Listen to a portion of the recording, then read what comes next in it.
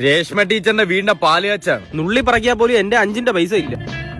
നീ വിചാരിച്ച പൈസ ഒപ്പിക്കാൻ പറ്റും. എന്റെ കയ്യിൽ പൈസ ഇല്ലളിയാ. നിന്റെ പൈസ ഇല്ല, പക്ഷെ ലക്ഷ്മിയിലും ഫാത്തിമയിലും ഐശ്വര്യയിലും പൈസ. ആ ചുള്ളിൽ നമുക്ക് ഊട്ടിയും കാണാം, ഊട്ടിയിലെ കുതിരയിലും കേറാം, പോണ പോക്കിൽ ടീച്ചറിന്റെ വീട്ടിലും കേറാം. നീ പറഞ്ഞ പെമ്പിള്ളേരെ നുസുക്ക് പറഞ്ഞ പൈസ എടുത്താൽ കിട്ടുവരും. അഞ്ചു പിന്നു കണ്ണാടി വെക്കാത്തപ്പോഴാ ഭംഗി. അതെങ്ങനെ മനസ്സിലായി? കണ്ടൂടെ? പിന്നെ ഒരു 500 അത്യാവശ്യമായിട്ട് വേണം. 500 ഓക്കെ അപ്പൊ നാളെ ഒരു 500 തരാൻ ഉണ്ടോ? രശ്മി, ഒരു 500 രൂപ തരാറുണ്ടോ?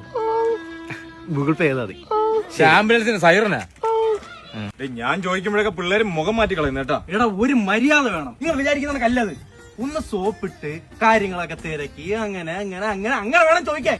ടീന, ഹായ്. മുഖത്ത് എന്തെങ്കിലും ചെയ്തോ? ഇല്ല. ഇവരെ സമ്മതിക്കണം. ഇവ എങ്ങനെ ഈ കൊണകൊണന്ന് അടിച്ച് പൈസ ഉണ്ടാക്കുന്ന? കള്ളം പറയരുത്. ഇല്ല ഇല്ല. അവൻ പറഞ്ഞു കേട്ടില്ല. അവരെയൊക്കെ പൊക്കി പറഞ്ഞ ആ ഒരു രീതിയിൽ അങ്ങ് പോയാ മതി. 1000 രൂപ തരാൻ കാണോ? അയ്യോ, ക്യാഷ് ഇല്ല. ക്യാർഡ് മതിയോ? മതി. So sweet. ഞാൻ പോയി അവളുടെ അടുത്തൊന്ന് സംസാരിച്ചിട്ട് വരാം.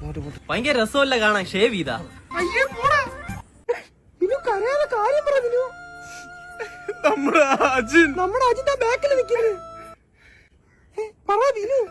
അജിന്റെ കൂടെ എപ്പോഴും ആലം കാണൂലേ, അവൻ നമ്മളെ വിട്ട് പോവാൻ പോവുക. അയ്യോ, എന്തൊരു സസ്പെൻഷൻ കിട്ടിയ അവന്റെ അടുത്ത് അപ്പോഴേ പറഞ്ഞ്. അവന് ബൈക്ക് ആക്സിഡന്റ് ആയി. അവൻ നമ്മളെ വിട്ട് പോവും. എന്റെ കടയിൽ പൈസ ഒന്നുമില്ല. എന്റെ കയ്യിൽ ഈ വളയുള്ളൂ. ഊരിയെടുത്ത് വളയാൻ പറ്റുമോ? ഷൈനിയെ ദൈവം രക്ഷിക്കും കേട്ടോ. ശരി എന്തെങ്കിലും ആയിക്കോട്ടെ, പെട്ടെന്ന് കിട്ടോ.